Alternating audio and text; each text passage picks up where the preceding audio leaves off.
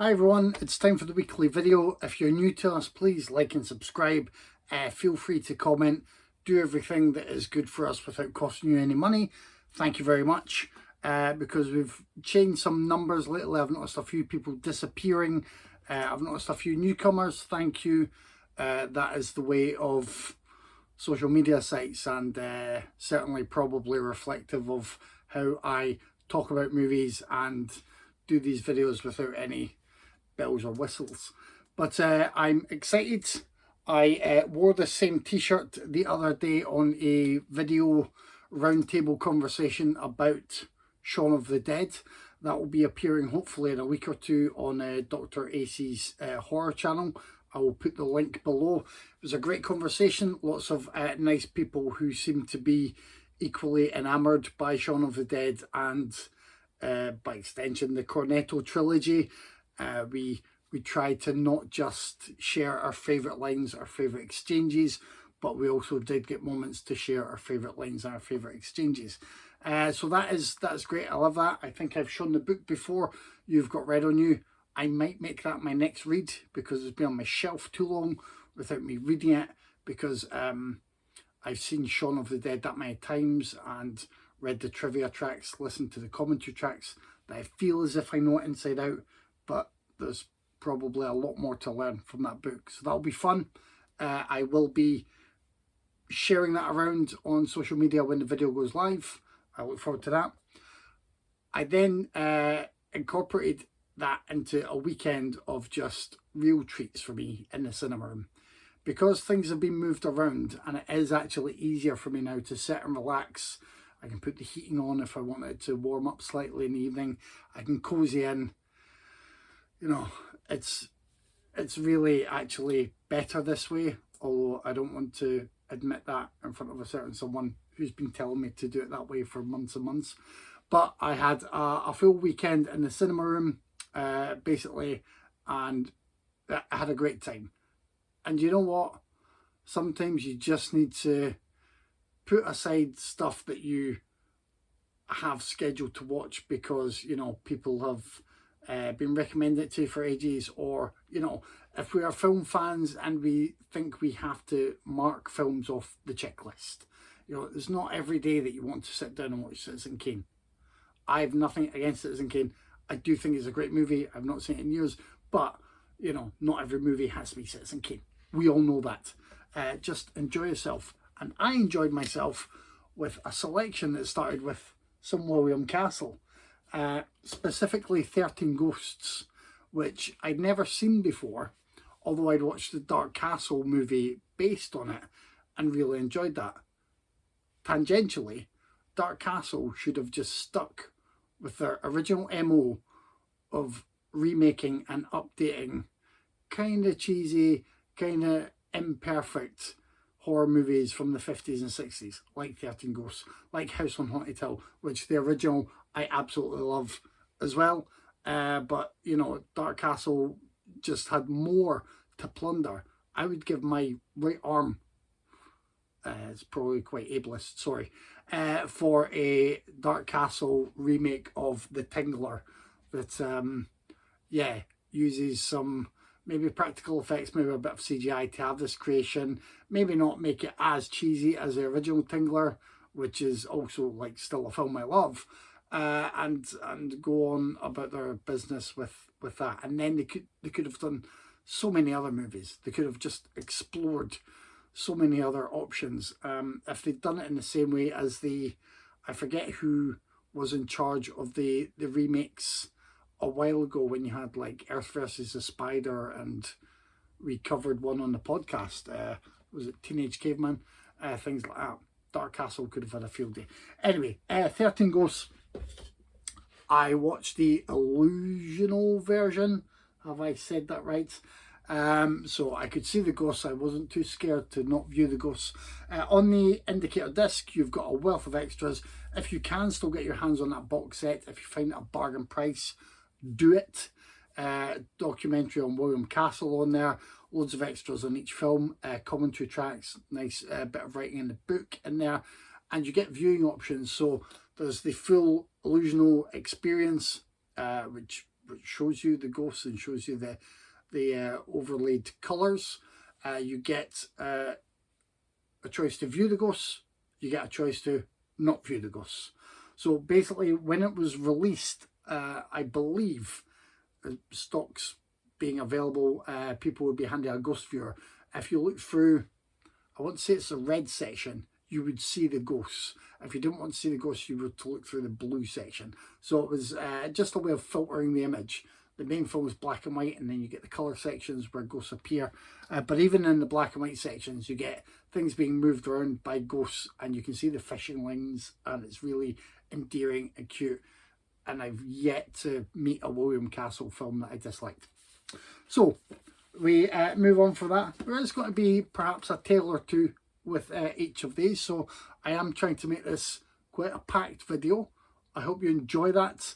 If you don't like the sound of my voice, you're not going to enjoy that. Next up, I went for a rewatch, and I went for Broken Arrow. Special features on this Broken Arrow Blu-ray are high definition trailers. Yeah, that's it. I'm not going to say this is like a showpiece Blu-ray. It isn't. It's just a really fun film that I've enjoyed for many years. Here in the UK, there's a popular movie magazine called Empire that's been going for many, many years. I think they also probably sell somewhere in America if you can find the outlets. But I was in my early 20s and I stayed somewhere that wasn't near a multiplex. The nearest cinema was about 15, 20 miles away. Not a big distance, but I was too young to afford like the insurance and everything to keep a car on the road. So to me, it seemed like the other end of the earth. And I just couldn't make it along for the big blockbusters and the stuff that I knew I would want to see. Empire would, for 2 or 3 years in a row, they would have like a videotape that you got with the magazine that was kind of a selection of trailers for the upcoming blockbuster season, or just like, you know, the films of that year ahead that would be of interest to Empire readers. And Broken Arrow was on one of those trailer tapes, and I must have watched that trailer probably no less than 10 times. I loved it. I thought it was great. Very excited for John Woo doing a mainstream American release. Like John Travolta and Christian Slater, happy with those. Really like the Hans Zimmer music, and that's a good thing because that Hans Zimmer music was reused again and again. I want to say it was on other trailers, possibly Crimson Tide, and certainly it's the theme for Dewey in Scream, where he first appears and you get the guitar going there, down, down, down, down, down, down, down, down. I know, it's like Hans Zimmer just walked in the room. Anyway, so Broken Arrow is one I've always enjoyed revisiting. It was pretty good for the speakers. The picture's a little bit grainy. It's not great, but it'll always have a place in my heart. After that, one I was long overdue rewatching since I bought the Arrow Blu-ray, Robin Hood, Prince of Thieves. Now, Robin Hood, Prince of Thieves is quite a bad film. It's also quite brilliant. I mean, it's just cheesy blockbuster entertainment, and it's mainly made more enjoyable by Alan Rickman being brilliant in every scene he's in.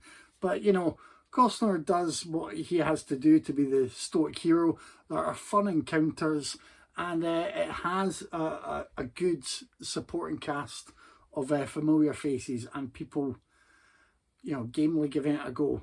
You know, Christian Slater is there again. He's quite bad at the accent, but he's quite fun in the film.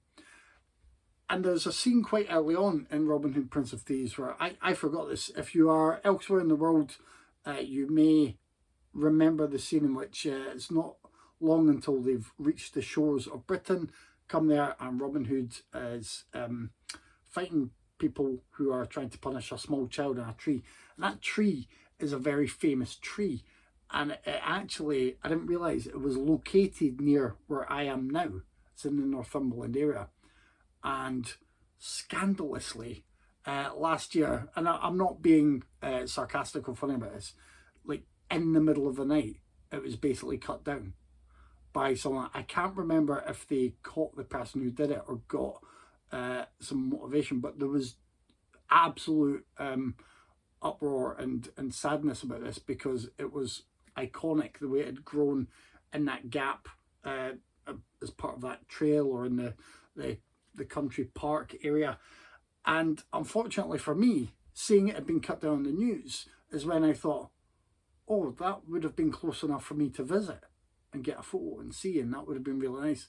And I hadn't realised it.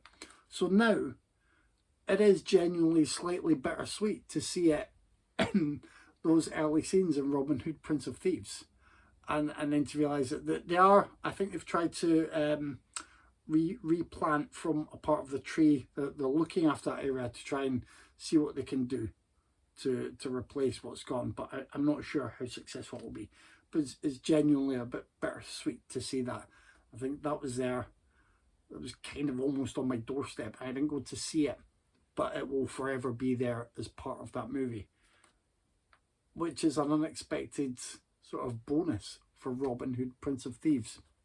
So I was going to move on to my next movie, and it got late and I was a bit tired, so I saved some stuff for the next day. I was watching podcast movies. I mean, we've got a hell of a double bill coming up, one of which is Baby Ghost. The other is Dracula, aka Horror of Dracula, the Hammer Dracula. Craig has really hurt me this week with his choice of Baby Ghost. Anyway, so I moved into the Tiger Cage series. I'd never seen these before, so I just watched the first one, and again, it'd be on my shelf for far too long. Tiger Cage is awesome. It's kind of everything you want from that kind of movie. The opening gunfight was brilliant. There's a real enjoyable mix of stunts and actual carnage. I mean, there's way more outright bloodshed in that film than I expected, which was great. There's twists and turns and treachery. It's a lot of fun. I look forward to seeing 2 and 3 at some point. I'm not sure when. And then last but not least, although I had forgotten that I'd rewatched this a few years ago, but I'm going to be doing a full review on my blog this time, and probably cover some of the other Jean Rollin movies. Fascination. I've got, at this point in time, 1, 2, 3, 4, 5, I've got our 5 Rollin movies from Indicator. They're really nice packages. I think I've got another 2 on the way at the moment. I keep pre-ordering them as soon as they arrive. I tend to like his stuff, his gorgeous style, his sort of languid pace, his use of beautiful people being, morose vampires. Fascination is a favourite of mine because Brigitte Lahaie is stunningly gorgeous, as is I forgot the name of the woman who's alongside her in that film. I just think I think it's one of his better films, one of his best from the few that I've seen. But so far, I would say in my life, I've probably seen about 7 or 8 Jean Rollin films. So, or is it Jean Rollin? So anyway, I'm looking forward to, there'll be a few more revisits from the selection that I've pre-ordered, but hopefully there will be some that I'll be watching for the first time. And if you have any recommendations for his work, please let me know. I certainly be interested to find out if I've got it or got it on the way. And yeah, I'll probably be mentioning him again at some point as I go through more of his films. Like, I recommend them to you if you enjoy Euro horrors that have that beauty and that slow pace and just it's a kind of indefinable quality that makes Jean Rollin films Jean Rollin films.